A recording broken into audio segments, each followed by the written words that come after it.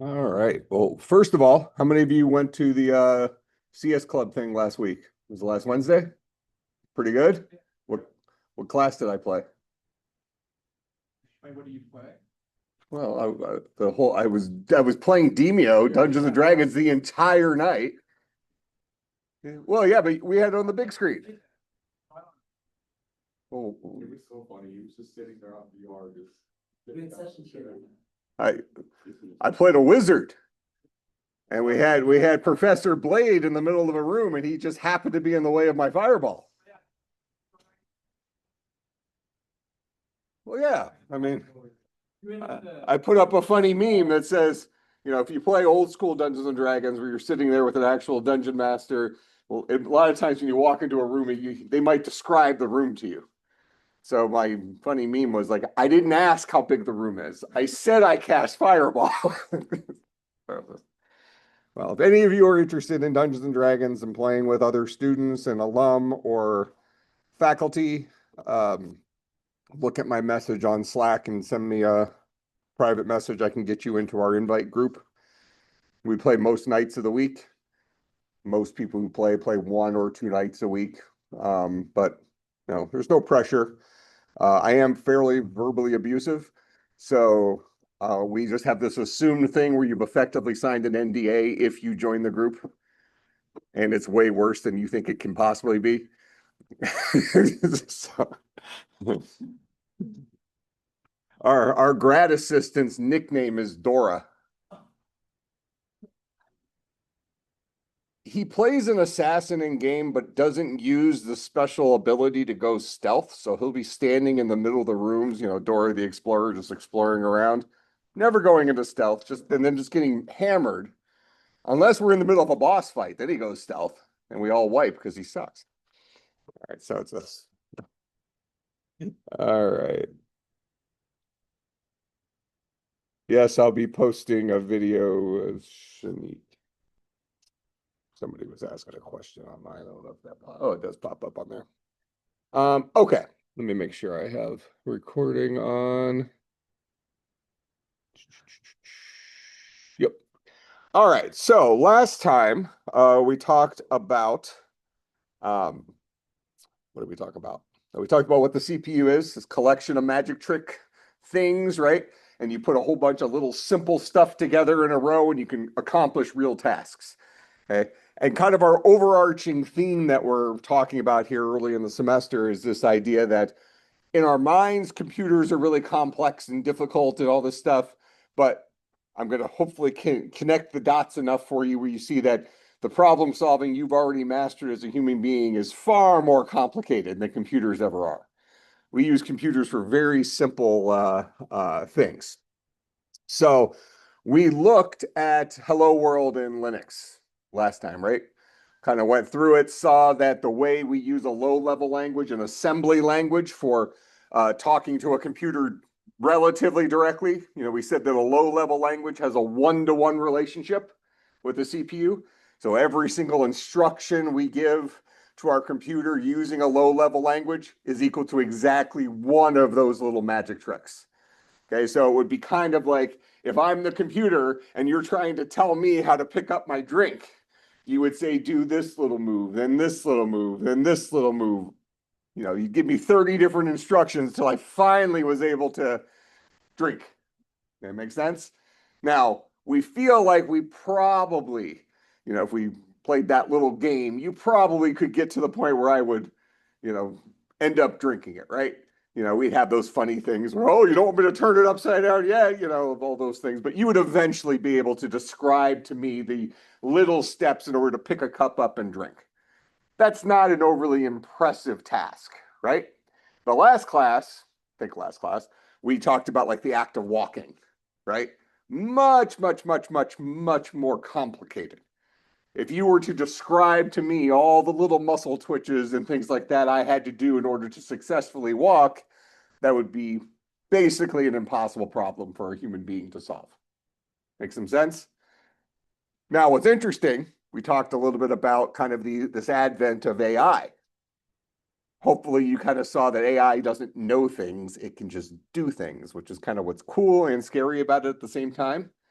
So we have some of these behaviors like walking that a human being might not be able to adequately describe in detail to make a robot walk correctly.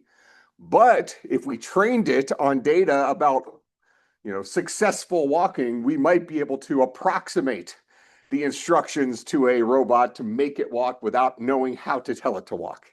That's kind of what AI is now inserting into the problem-solving equation for us. We're able to solve some problems today that weren't even possible to be solved with a computer before.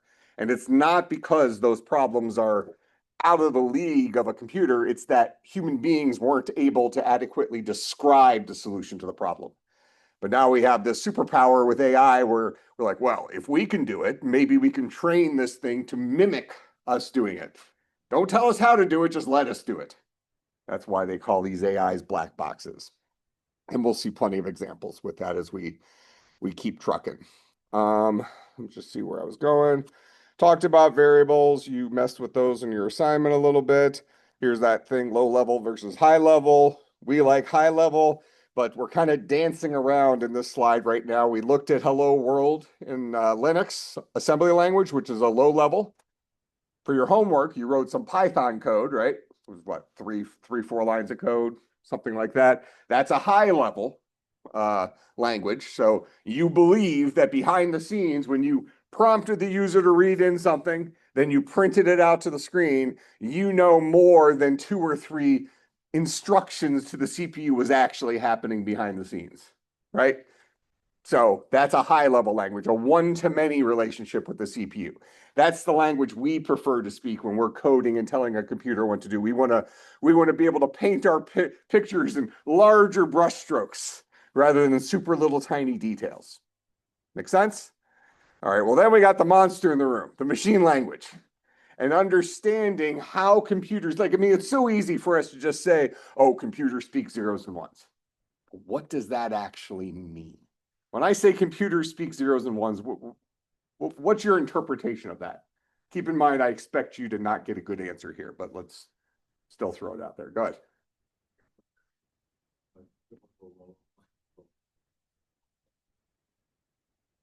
Okay, potentially, yeah. So now we're actually getting closer to it.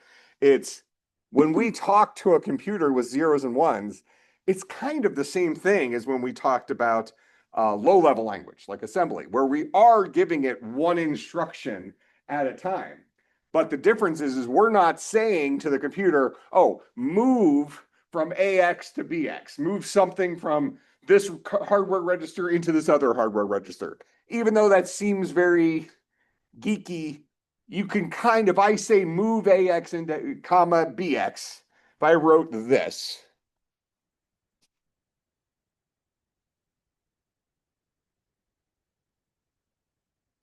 something like that. You might not know what I'm accomplishing there, but you probably wouldn't run for the hills. You can kind of see and look at that and say, okay, that's probably moving something somewhere. I don't know why I'm doing that, but MOV sounds like the word move. I'm probably moving stuff. Okay, but behind the scenes, I'm just making stuff up here, but we'll just go with it. Behind the scenes, that might look like that. I'll explain it in a second, but I'm just throwing zeros and ones out there. The reality, what we're actually saying to the computer is this, where maybe this is the binary representation of the opcode for the move command. This guy right here might be the binary representation of what the CPU manufacturer has said. If you want to talk about this memory location AX on the CPU, refer to it like this. Good. So I know that like binary can also represent like letters and numbers and whatnot, but like how does that translate into let's just say like audio or Okay. images? Yep, we're gonna kind of get there. But 100%. Let me step back for a second. Now we all know our normal number system, decimal, right? What things do we use the decimal number system? When I say the number 21 to you, what does that mean to you? I mean, all of you, when I say 21, I'm not speaking a foreign language, right? Everybody in here knows about 21? What does that mean? What does 21 mean to you? Hungover, could be drinking age, right? Oh, did you say number or say hungover? No, I said no. Oh, well, hungover is a good one too. 21's drinking age. We see where my mind is. All right, so okay, so it could mean a person's age, right? And from that age, we can make some other decisions. Now, a number can be used for different things. So we know 21's a number, but so besides age, what could we use 21 for? What other meanings might the number 21 have? Okay, the amount of something. So for age, it's the number of years old we are. It could be the number of pennies that we have, something like that. So we use numbers to represent other things. And it's not just to represent one thing. Sometimes we use it for quantities. Sometimes we might just say, what's the 21st letter in the alphabet? You know, we have to do the sing-songy thing to get to it, but we could find the 21st letter in the alphabet, right? Okay, so we can number the letters in the English alphabet numerically. And we can say, well, there's a letter that is the 21st letter in the alphabet. Make some sense? So we can use numbers to represent different things. All right, so when we talk about zeros and ones, and I talk about a cluster of zeros and ones like this, did I at least get a bite out of it? 1, 2, 3, 4, 5, 6, 7. Actually, technically it is ASCII, but let's just do that. So this is 8 zeros and ones. What's that called? Byte. 8 zeros and ones is 1 byte. So what we could say here is I'm telling you, this isn't probably the correct one. I will show an opcode here in a second. But this binary number, this series of zeros and ones, is 8 zeros and ones, corresponds to one of the magic tricks that a CPU understands. It's not using this mathematically. It's not trying to add or subtract or anything with this number. It's just saying, look, you want to call the word move? I'm a computer. I don't know what you're talking about. You give me a number, I'll go look up what that number means. And as long as you give me the number that corresponds to the move command, I'll do whatever that move command is supposed to do. Yeah.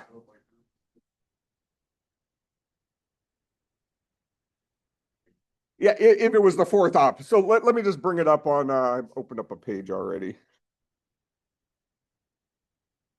So for example, here, let's just get down to move. So would you like to do the math? All right, so let me hide this. All right, so here's our opcodes. So we have move here, and it's kind of maybe a bad opcode for this because there's multiple moves depending on where you're taking stuff from. So let's do, here, let's just do a load command. So we have this command AD, that's an opcode. Let's talk about opcodes for a second here.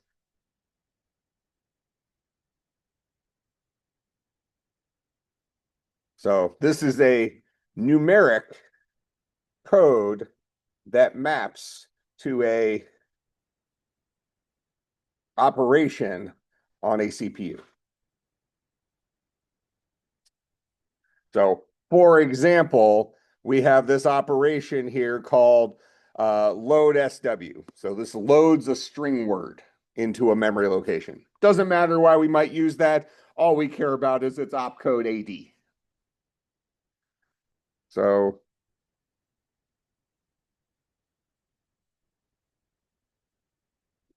all right, so opcode AD. Well, that's not zeros and ones. Well, last time we started talking about conversion stuff, right? And I mentioned that in computers, we really have 4 bases that we like to work with. Decimal, because people are involved, base 10, 0 through 9. Binary, because computers are involved, base 2, zeros and ones.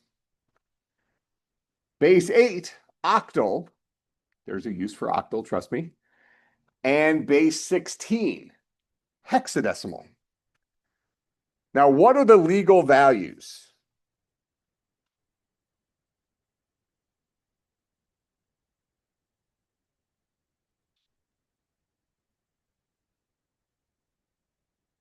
Let me do, I'm going to say values, but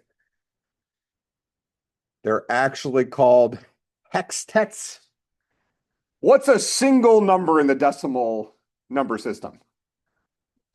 Okay, and 9 is an example of a digit, right?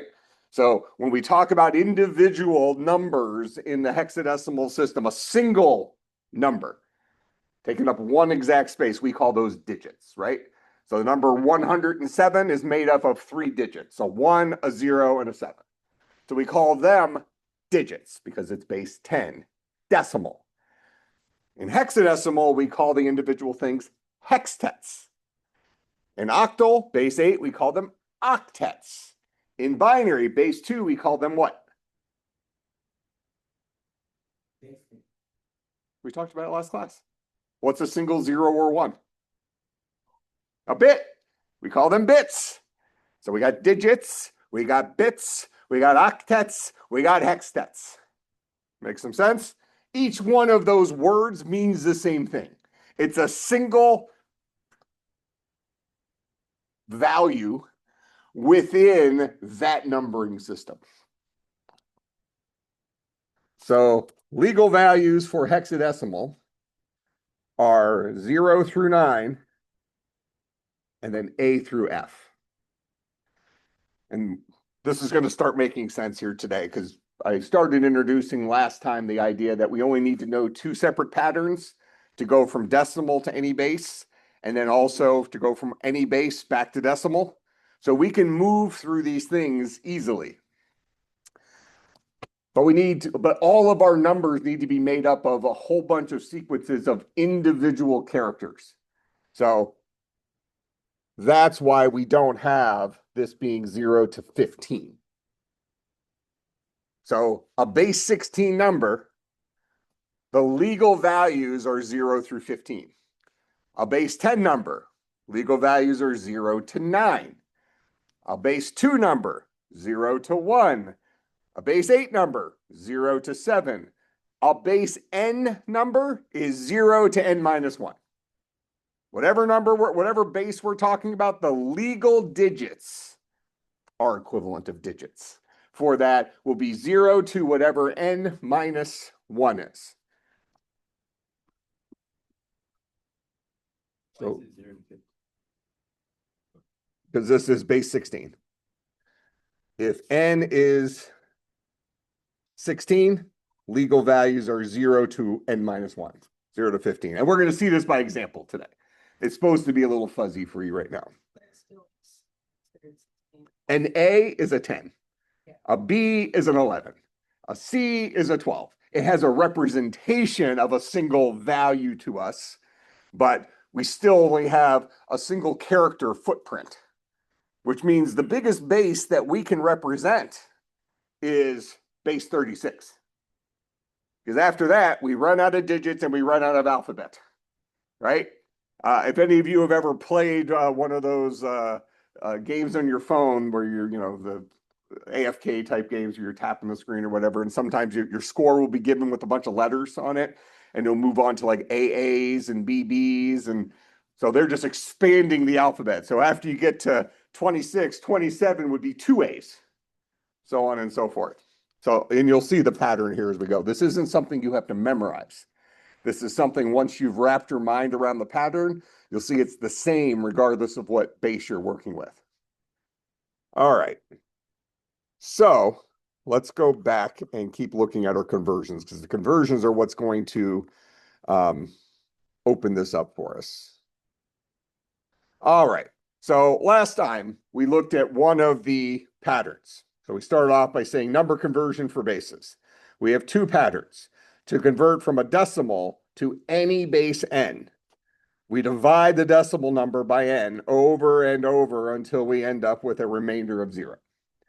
As an example, if I start off with the decimal number 72, and I want to ultimately get the binary equivalent of that, What is decimal 72 represented in base 2? So base 1072, what's the equivalent of that in base 2? Well, we take that 72, we divide it by 2. We record the result and then the remainder. Make sense? This is third grade math, long division.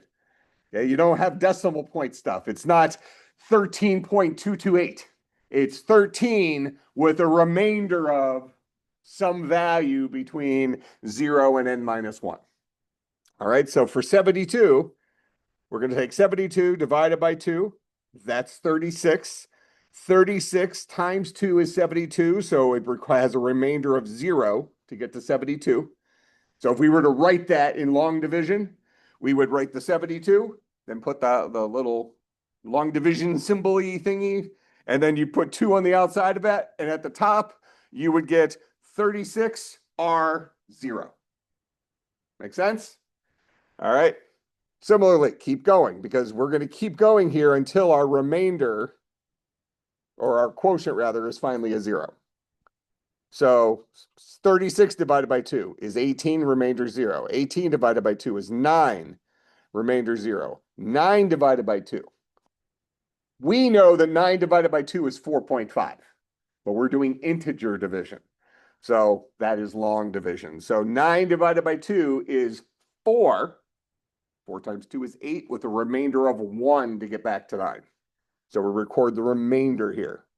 4 divided by 2, 2 remainder 0. 2 divided by 2, 1 remainder 0. 1 divided by 2. 1 goes into, 2 goes into 1 0 times. 0 times 2 is 0 with a remainder of 1 to get to 1. And we know we're done because this guy was right here. And we read our answer from bottom up.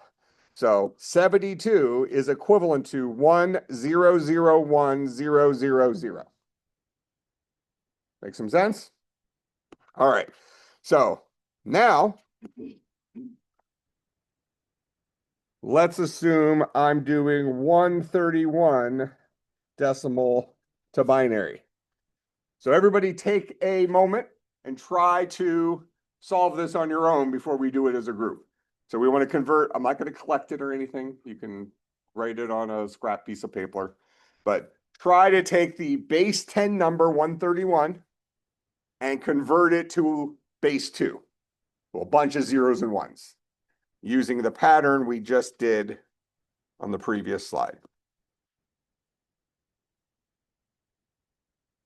Also, there's like one other thing, what is it, that if the binary, the first binary digit starts with a 1 or a 0, that. A positive and negative. No, just like even or odd. I'm not sure if that's. That wouldn't tell us whether it's even or odd. It would tell us whether it's positive or negative.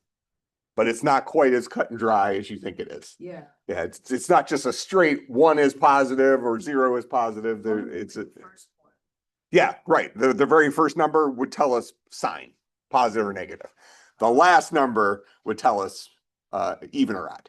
Oh, so if it's a 1 on the end, Yeah. it'd Correct. be odd. An odd number, yeah. Oh.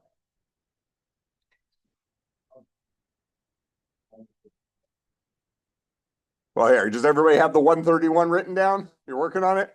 So I'll flip back to the previous slide so you can try to reverse engineer it from this before I solve it in class. I'll give it another minute to work on it, then we'll solve it.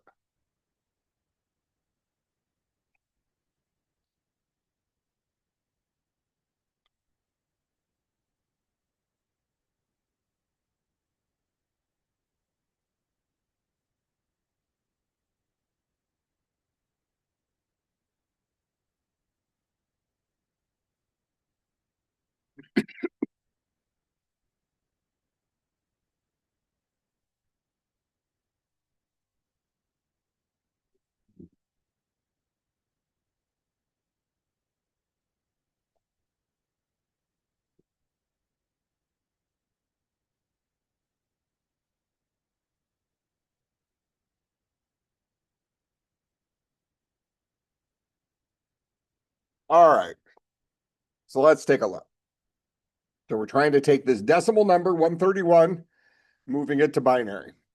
We'll start off by writing our number. We're going to divide it by 2. 131 divided by 2 is 65. 65 times 2 gives me 130.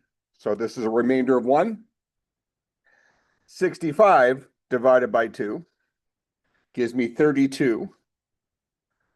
32 times 2 is 64 with a remainder of 1. 32 divided by 2, 16. 16 times 2 is 32 with a remainder of 0. It didn't take anything extra to get to a 32. I was already at 32. 16 divided by 2 is 8. 8 times 2 is 16 with a remainder of 0. 8 divided by 2 is 4. 4 times 2 is 8 with a remainder of 0. 4 divided by 2 is 2. 2 times 2 is 4 with a remainder of 0.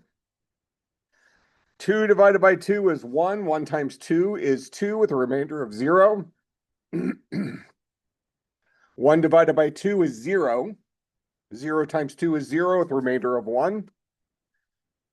So we write our answer from bottom up. This is 1, 0, 0, 0, 0, 0, 1, 1. 1, 2, 3, 4, 5. 1, 2, 3, 4, 5. So 1, 0, 0, 0, 0, 0, 1, 1 should be the binary equivalent of 131. Everybody get that? Or at least understand how we got that? So Sure. if I were to put 131 divided by 2 in my calculator, I'd probably get like 65 points. Yeah, you get a decimal. You're essentially rounding down. No, this isn't rounding. This is truncating. I suppose what you said technically would be accurate. When you say round down, you're saying you're not really rounding anything. You're just saying whatever you're at, cut the decimal point off, but always round it down. 4.999 would be a 4. Because I would get 65 points. So it would essentially just be 65. What was the number you got? Yeah, it would be 65. So truncation is just cutting the decimal point off. This is long division. So instead of doing floating point math, we're doing integer math. And integer math has a whole and a remainder. Go ahead. Does that just, is the way that the math works that pattern never repeats itself for any other number? Like, could any other number be divided by the same thing to give us the same zeros and ones?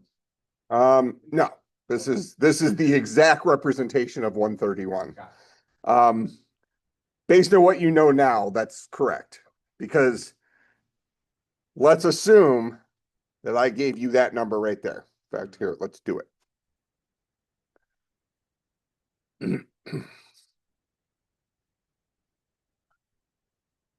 So I gave you that number right there.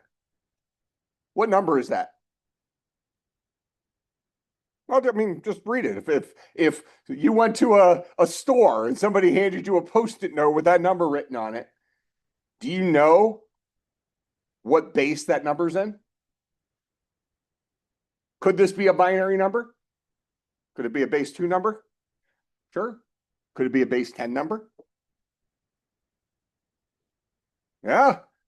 I mean, every base has the allowable digits, the allowable characters. Binary supports zeros and ones. Base 3, 0, 1, 2. Base 4, 0, 1, 2, 3. Base 10, 0 through 9. Base 16, 0 through 9, then A through F, which is 10 through 15. We don't know what base this is in. Somebody would have had to tell us, because we could read this as a decimal number, right? So we can say that that is 10 million and 11. This is thousands. This is millions. Go ahead. Is there a way to go back? Absolutely. 100%. Remember this slide right here? There's 2 patterns. All right, so now let's go the other direction. To convert a base back to decimal.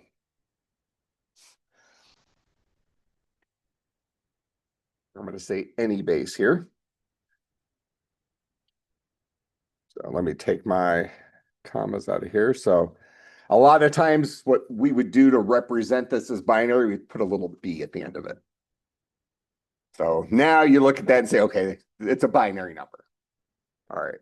So we're going to say that binary to decimal. So we're going back. We're going from a base, in this case, base 2, back to base 10.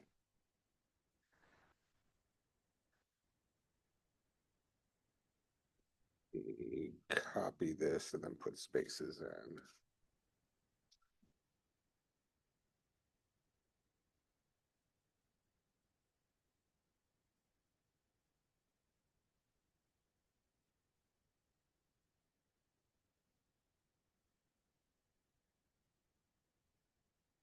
All right.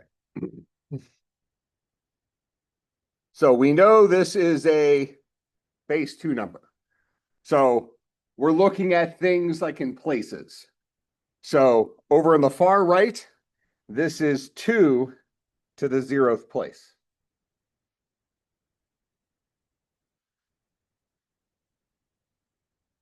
This is 2 to the 1st place. 2 to the 2nd, 2 to the 3rd, 2 to the 4th, 2 to the 5th, 2 to the 6th, 2 to the 7th. So if I map that down here, this is the 1's place, the 2's place, the 4's, the 8's, the 16's, the 32's, the 64's, the 128's. This is the 128's place, plus the 64's place, 32's place, 16's place, 8's place, 4's, 2's, 1's. So let me just give some more spacing here so I can write this out.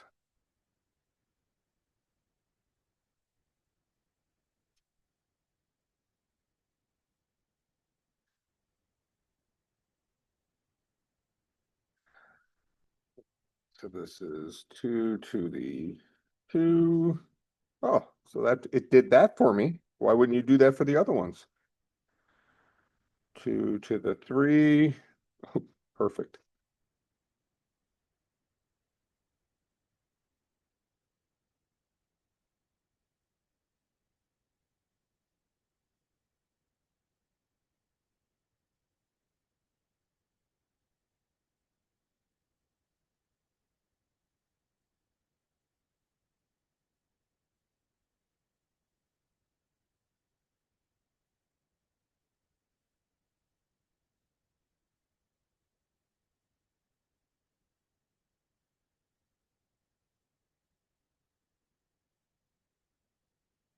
All that good enough? All right. So since this is a binary number, this far right one is in the 2 to the 0's place, the 2 to the 1's, 2 to the 2's. If this was a hexadecimal number, this would be 16 to the 0's place, 16 to the 1's place, 16 to the 2's place. We're going to see the mapping here in a second. All right. So if I spread this out.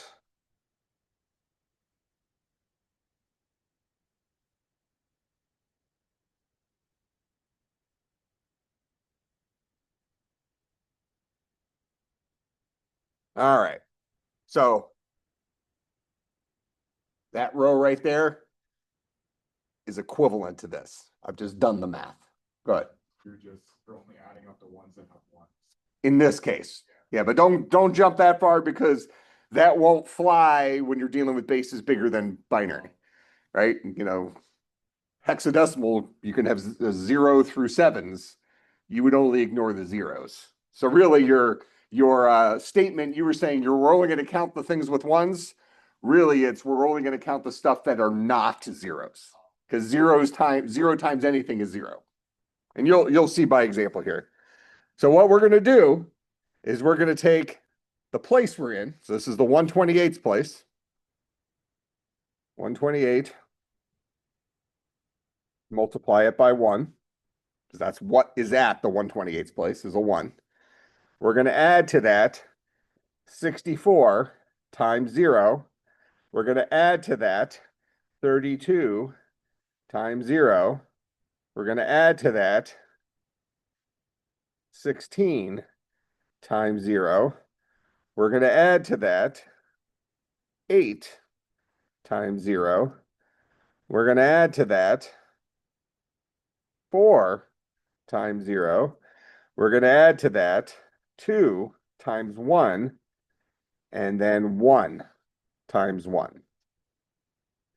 So notice here that all these zeros we could have actually skipped, because 0 times 64 is 0, 0 times 32 is 0, and anything plus 0 is that anything.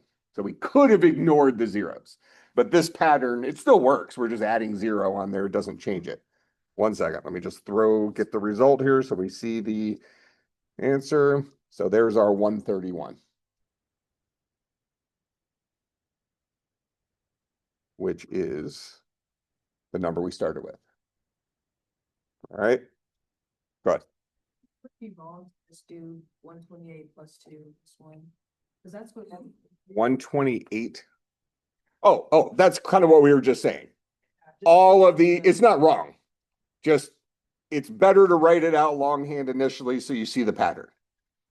She's asking, could we have just skipped all those? Yes, because 0 times anything is 0, and anything plus 0 doesn't change it. Write it out initially, because we're going to do this in octal too, and we'll kind of see how it's working. Go ahead.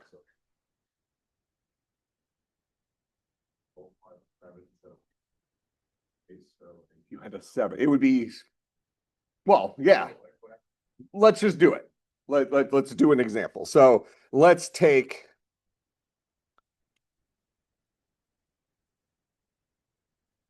um 2589 decimal to hex. This is base 16. So if I want to convert a decimal number to another base, what do? I do that first pattern we looked at, the dividing one, right? Okay, so go ahead and try to turn 2589 from decimal into hexadecimal. And don't do any mapping things. Don't forget about A's and B's, just give me full numbers for right now. We'll see the mapping as the second thing. So take a couple of minutes, do the identical pattern that we did when we converted 131 to binary.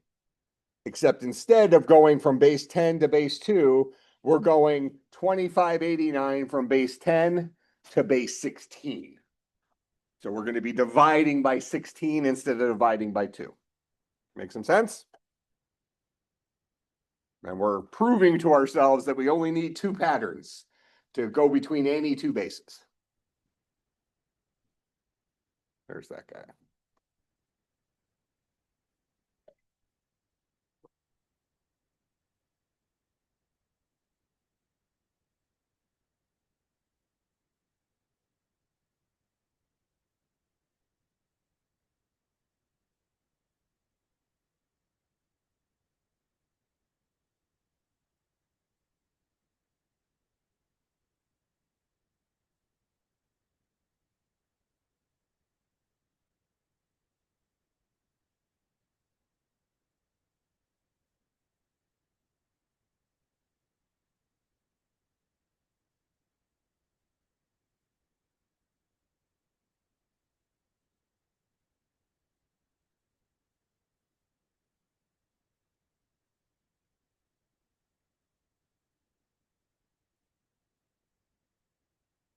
So we should only need a couple more. Well, I'll give you a couple more seconds and then we'll go and do this.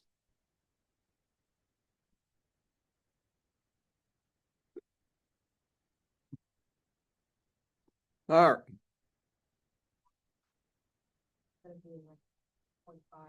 Okay. Well, so I said it when we were doing the binary, but it's not as clear with the binary because the remainder is always a 0 or a 1. It'll be clearer with hex because now we have 15 or 16 possible remainders, 0 all the way to 15. All right.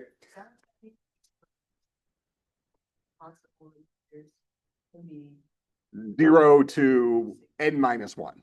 If we're doing base 16, possible remainders are 0 to 15. If we're doing base 10, possible remainders are 0 to 9. Why can't we have a remainder of 10? Because that means it went into it another time. right? We did bad division if we have a remainder of 10. So we'll start off 2589. We're going to divide that by 16. 2589 divided by 16 gives me a 16. So now we'll take 16 times 16. Oh, I 2589 divided by 16. Oh, 161. All right, so we got 161. So now we're going to say 161 times 16. That gives us a 2576. So to get to a 2589 from a 2576, we need so we have 2586 plus 3, so it's 13. It's a remainder of 13. So this is 2589 minus 161 times 16, which is 2576. 2576. That's how we got that 13.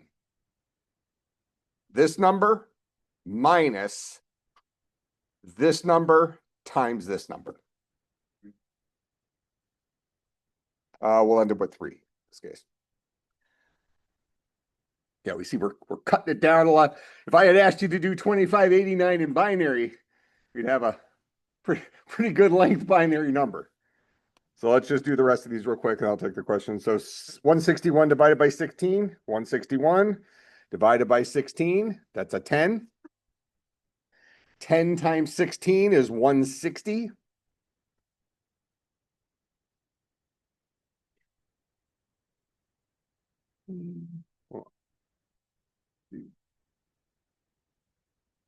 Divided by 16 is a 10. 10 times that. So this is a remainder of 1.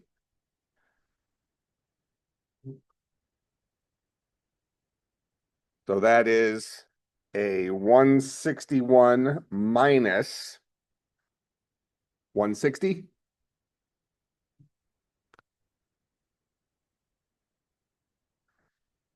Ten divided by 16.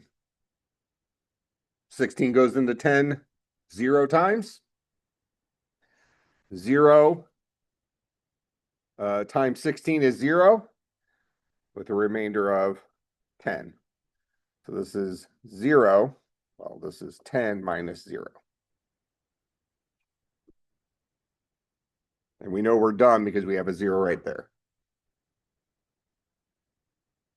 All right. So if I were to read this from bottom up, like we've previously been told, this would be a 10 followed by a 1 followed by a 13, which is actually an A followed by a 1 followed by a D. 13 is the equivalent D. 10 is A, 11 is B, 12 is C, 13 is D. 14 is E, 15 is F. That's all of hexadecimal. So the final conversion of this guy is A1D.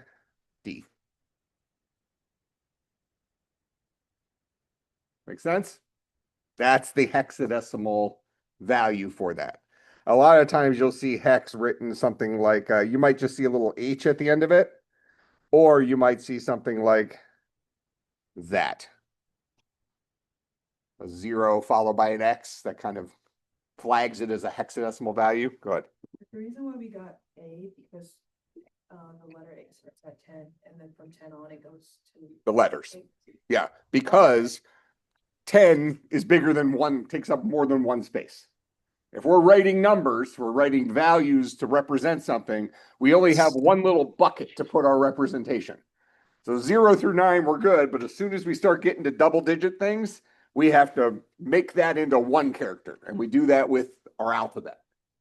Once you run out of the alphabet, you either don't do it anymore, or you start getting creative and you make your own little symbols and stuff like that. The math will still work. You just have to have unique ways of representing your, so maybe A 37 is a smiley face, for example. So anytime you would have a remainder of 37, you would replace that with a smiley face. You could just agree that that's how we're representing our bases.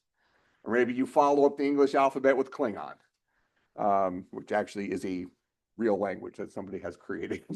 You can use. It actually is in Unicode. We talked about Unicode last time, ASCII and Unicode. Pretty interesting. All right, so we have A1D here.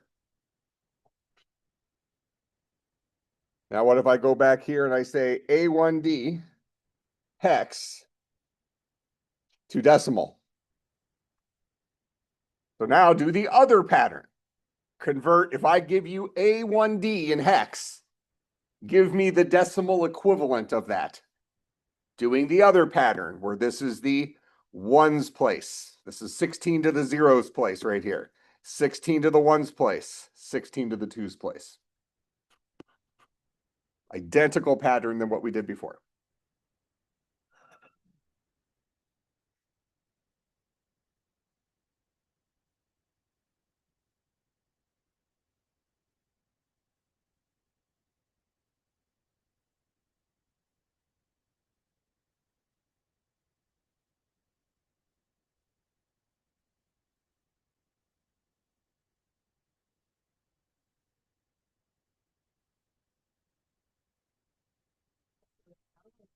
Once I get to the bottom of the, decimal to hexadecimal that I stop, because in this example, we went, This one back here, yeah, we went to 10 minus 0. because you ended up with a 0 right here. As soon as you get to a 0, so 10 divided by 16, 16 went into 10 0 times. When you see that there, you know that that's the last time we're going through. We're going to actually write code that does this. And that's going to be part of we're going to have a while loop. We're going to keep doing the same pattern over and over and over again until we finally get a quotient of 0. But even if you're, subtracting 10 minus 0, you would stop there because you ended up at a 0. Well, it's not, the subtracting is happening up here. So you could look at it this way. You could say when the remainder here is the same as your starting value there, that's equivalent to saying that your quotient here is a 0. Those two things happen at the same time. All right, so let's look at A1D. So I'll do A, give myself some space, 1, give myself some space, D. Okay, now I'm going to go and I'm going to convert the hextets to decimal so I have real numbers. All right, so an A is actually a 10. A 1 is actually a 1. A D is actually a 13. All right, and we know that this is 16 to the twos place. This is 16 to the ones place. This is 16 to the zeros place. Which means, so 16 times 16 is 256. That's the 256 place. 16 times 1 is the 16th place. 16 to the 0th power is the ones place. So we'll notice that the far right thing is always the ones place, regardless of what base we're working with. So that means we have 256 times 10 plus 16 times 1 plus 13. Let me make sure I write it the same order. 1 times 13.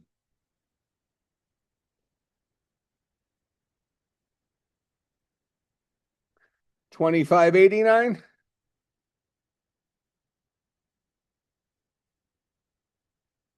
And that should be the same number we started with here. You want to move that there.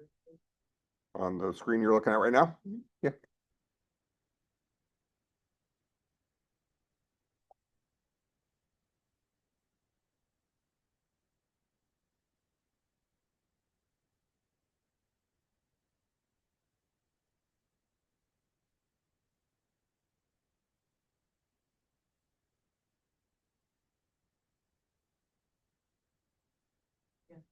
Good. Okay.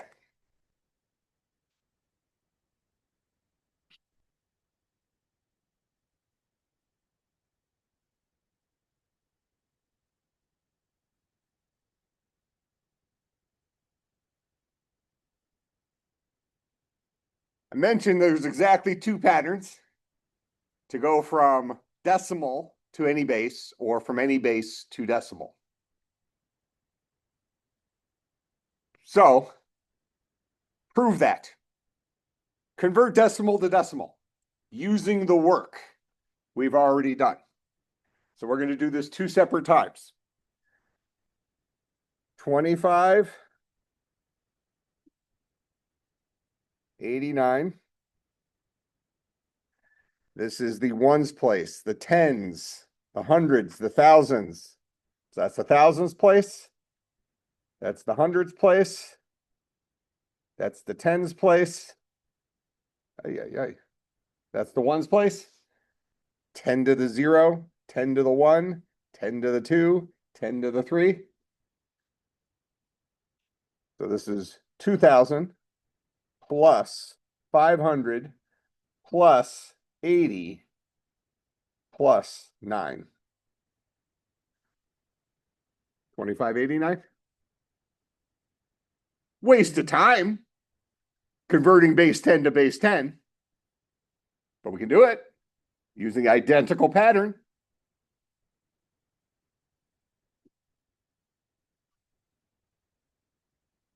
Well, let's go the other direction. Let's look at the other pattern. No, we'll just keep, I'm going to keep with this exact same thing. We're just going to use the other pattern because we said decimal to decimal. So decimal to any base is one pattern. Any base to decimal is the other pattern. When we're using decimals for both sides, we can use either pattern, right? These should be equivalent.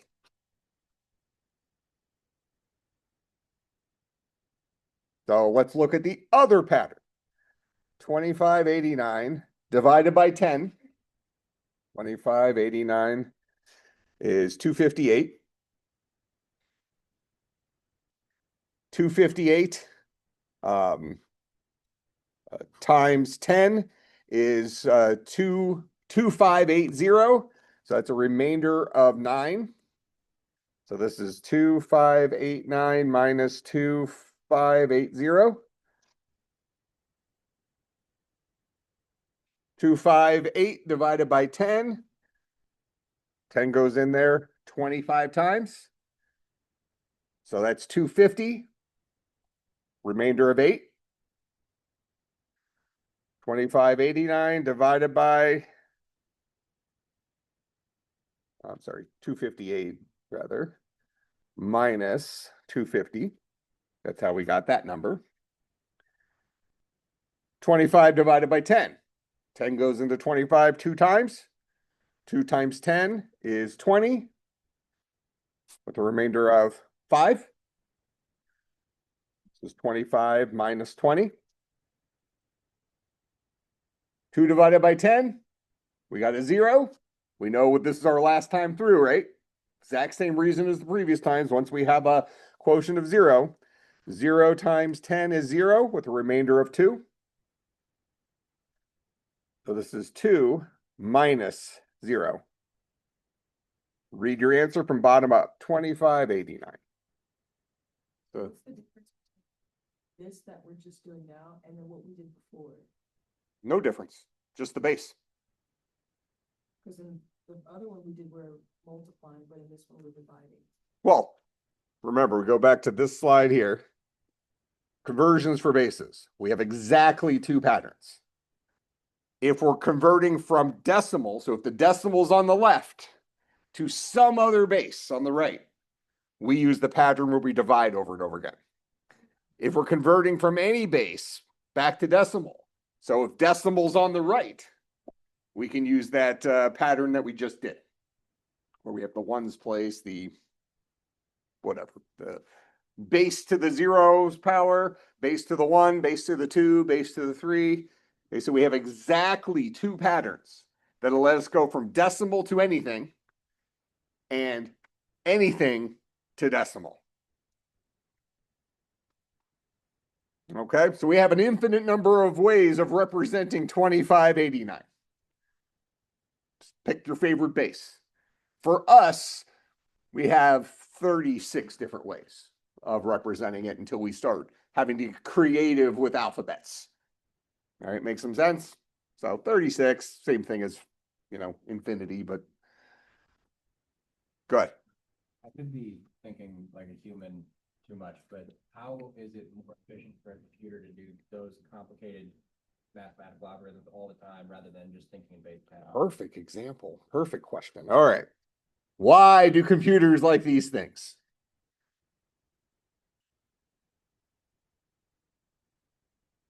Specifically these things. All right, let me go here.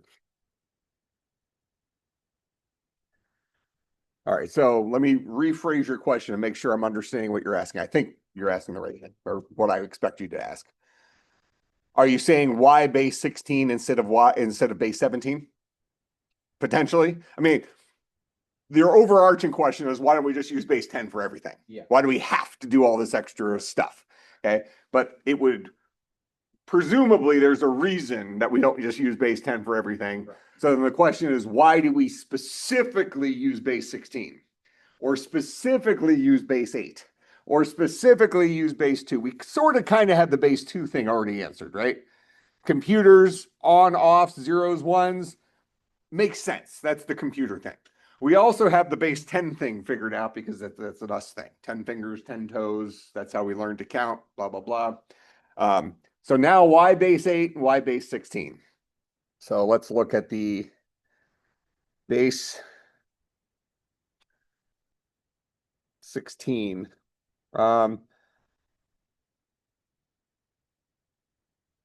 Base 8 and 16 trick. So I'm going to make a statement here. Moving from binary to base 8 is trivial. Moving from binary to base 16 is trivial. Well, let's see why. All right, so let me go back here. Let's do we know that our A1D started off as 2589, right? So this was our decimal. We got A1D from that. Now let's go A1D from hex to binary.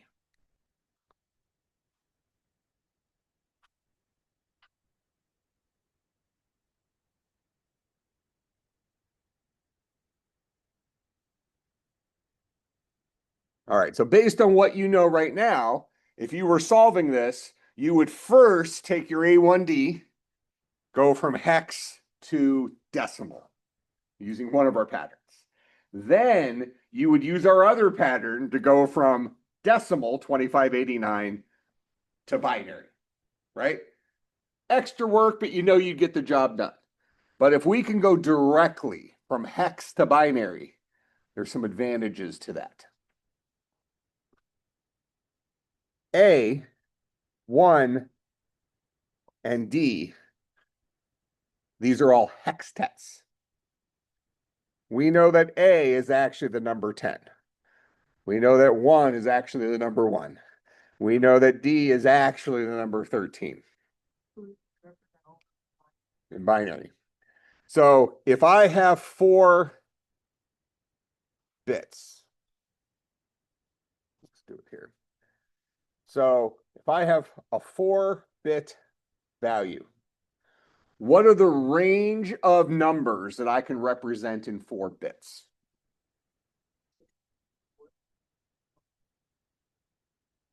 Four-bit values. So we definitely have to have 4 zeros and ones. So we can have all zeros.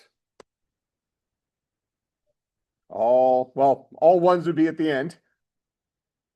So 0, 0, 0, 1, 0, 0, 1, 0, 0, 0, 1, 1, 0, 1, 0, 0, 0, 1, 0, 1, 0, 1, 1, 0, 0, 1, 1, 1, 1, 0, 0, 0, 1, 0, 0, 1, 1, 0, 1, 0, 1, 0, 1, 1, 1, 1, 0, 0, 1, 1, 0, 1, 1, 1, 1, 0, and 1, 1, 1, 1.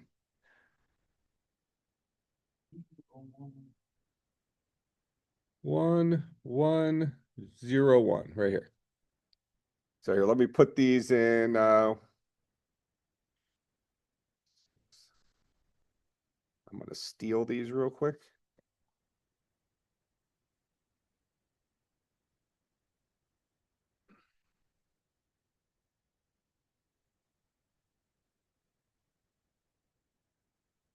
Duplicate that guy.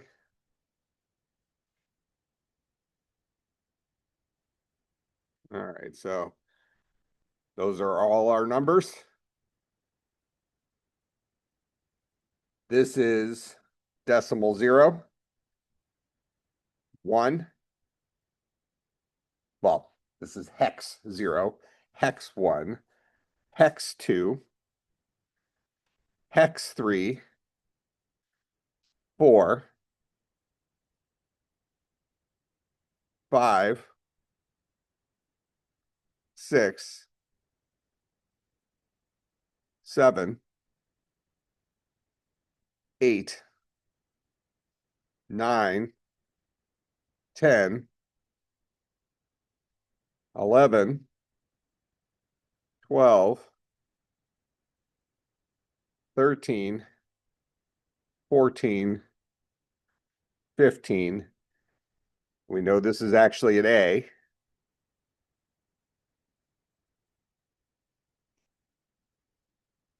A B, C, D, E, and F. 4 bits exactly covers the 16 different values that hextets can be. Exactly. We don't have any extra room left over for anything else. A through F. Well, because base 16 is, we only have 16 unique things. 0 through 9, A through F. Oh. We're asking the question, why are we representing base 16 in 4 bits? Why did we choose base 16? It's because base 16 can go from binary to base 16 trivially because we can fully represent all of the hextets, 0 through 9 and A through F, using exactly 4 bits. And you're going to see how this plays out here in a second. So when I go, where did I write it out? Did I write it somewhere yet? Ah, here. So we saw that a 10, this guy right here is 1010. We saw that a 1 is 0001. And we saw that a 13 is 1011. 8, 10, 11. Nope. 1101.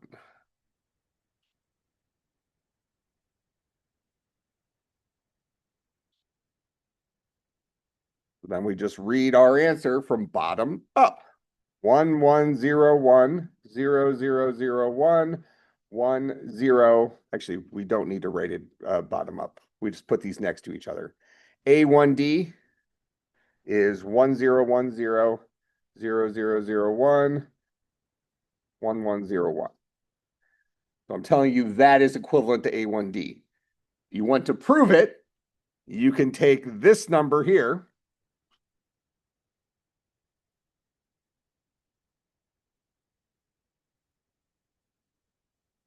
And we could say, well, let's convert that to decimal. We know that A1D is 2589 in decimal.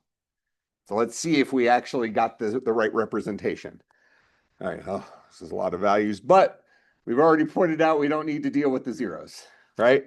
So this is the ones place. So this is a binary number. So this is 2 to the zeros place. So this is going to be a 1 times 1 plus, this is a 0 in the 2's place, 4's, 8's. So plus 4, plus 8, plus 16. So this is 1, 2, 4, 8, 16, nothing in 32, nothing in 64, nothing in 128, nothing in 256, 1 in 512, nothing in 1024, 1 in 2048.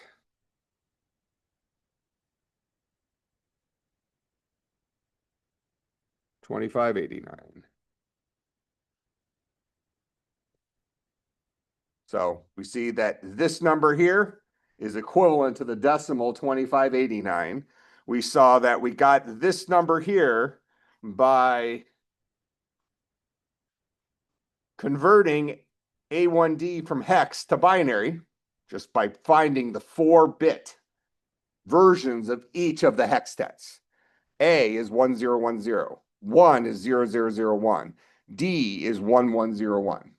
And just put them right next to each other. Just replace each hextet with the 4-bit equivalent. Don't have to convert from hexadecimal to binary, then binary to, or hexadecimal to decimal, then decimal to binary. You don't have to do 2 hops. You could just go directly because of this trick. We saw that 2589, let's see, where is it? Well, here we see A1D to decimal is 2589. We also went from 2589 to hex, and that's where we got our A1D. So all these are the same value, but we were able to directly jump to it using this trick right here, writing down each hextet and writing the 4-bit equivalent of each hextet. Go ahead.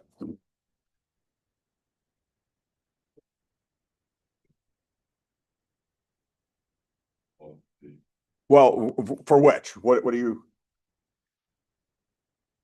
Yeah. So base 8, same exact thing. So base 8.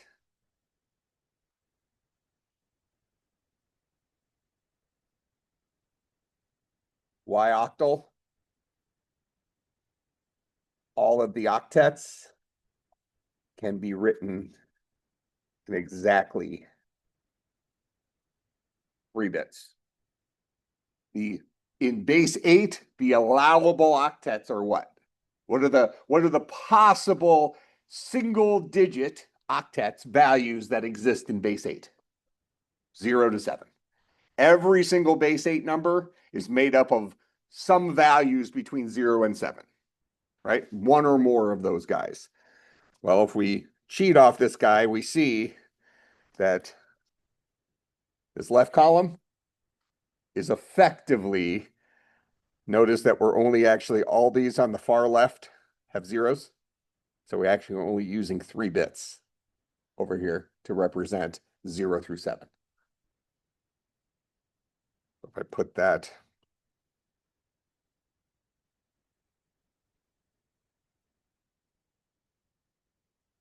well, here, I'll just repeat it real quick. That's a 1. I'm sorry, this is a 0.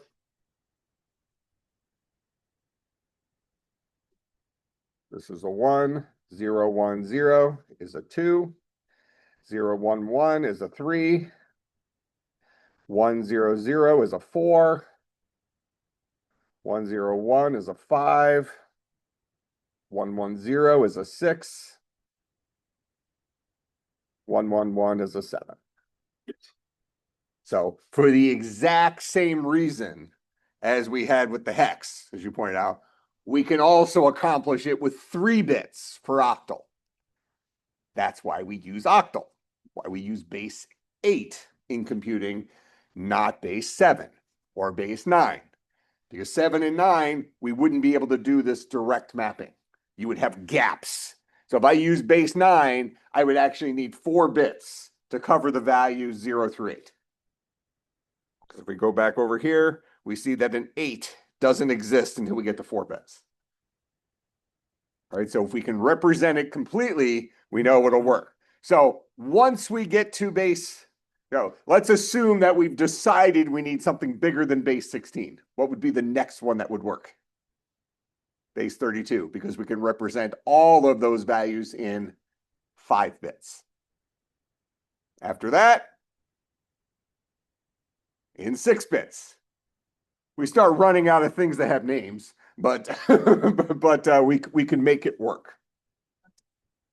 Yep. Let me just put where I'm going to start from next time real quick. All right. So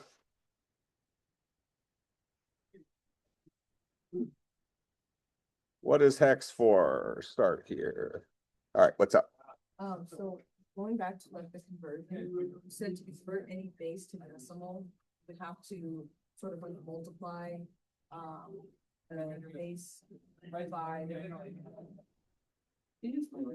Base to decimal is this pattern.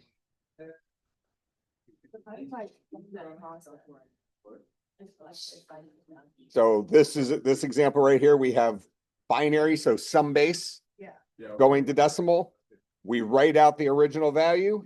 The far right is the base to the 0 power, base to the 1 power, base to the 2, base to the 3, base to the 4, base to the 5, so on and so forth. It's this pattern. So multiplying the base by the power. Yeah, this will always be the to the 0th power, the far right value, to the 1's power, the next one. So whatever the base you're coming from is the number you'll use. In this case, we're going from binary, which is base 2. So we're saying 2 to the 0, 2 to the 1, 2 to the 2. If we were going to base 13, we would say 13 to the 0. We're coming from base 13 to decimal. We'd say 13 to the 0, 13 to the 1, 13 to the 2. We're going from base 19 to decimal. Same thing, identical pattern each time. Stop. So we're on the football game. Okay. An overnight game. We're leaving Thursday morning. Okay.